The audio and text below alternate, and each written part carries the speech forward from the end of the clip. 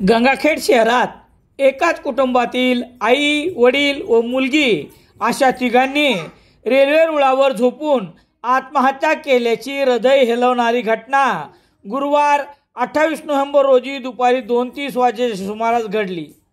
या घटनेने संपूर्ण गोदाकाठ थरारला असून आत्महत्येचे कारण मात्र समजू शकले नाही।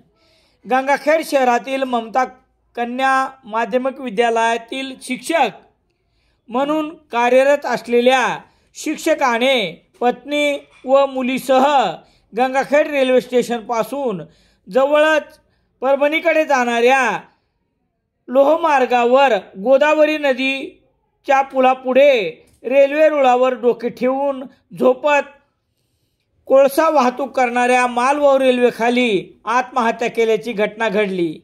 या घटनेमुळे संपूर्ण गोदाकाठ थरारला असून माल वाहतूक रेल्वे समोर रेल्वे रुळावर डोके ठेवून आत्महत्या केल्याच्या या घटनेने परिसरात एकच खळबळ उडाली आहे।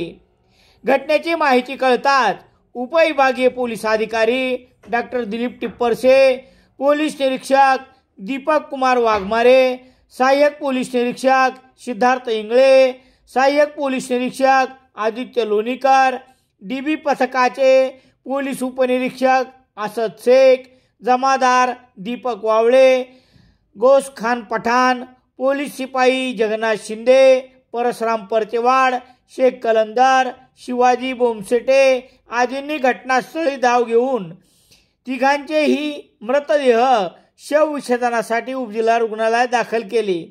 या प्रकरणी गुन्हा दाखल करण्याची प्रक्रिया उशिरापर्यंत सुरू होती।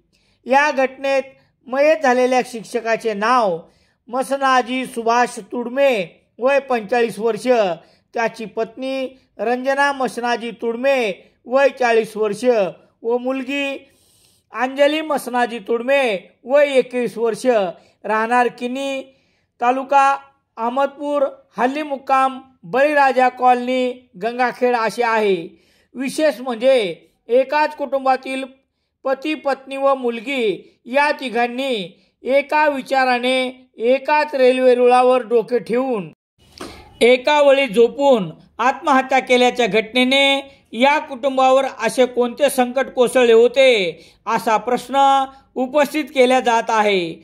शिक्षक परिवाराला आत्महत्येसारखे टोकाचे पाऊल उचलण्याची वेळ कशामुळे आली, या संपूर्ण घटनेची पोलिसांनी तपास करून या परिवाराला मरणानंतर तरी न्याय मिळवून द्यावा अशी गोदाकाठ परिसरात चर्चा होत आहे।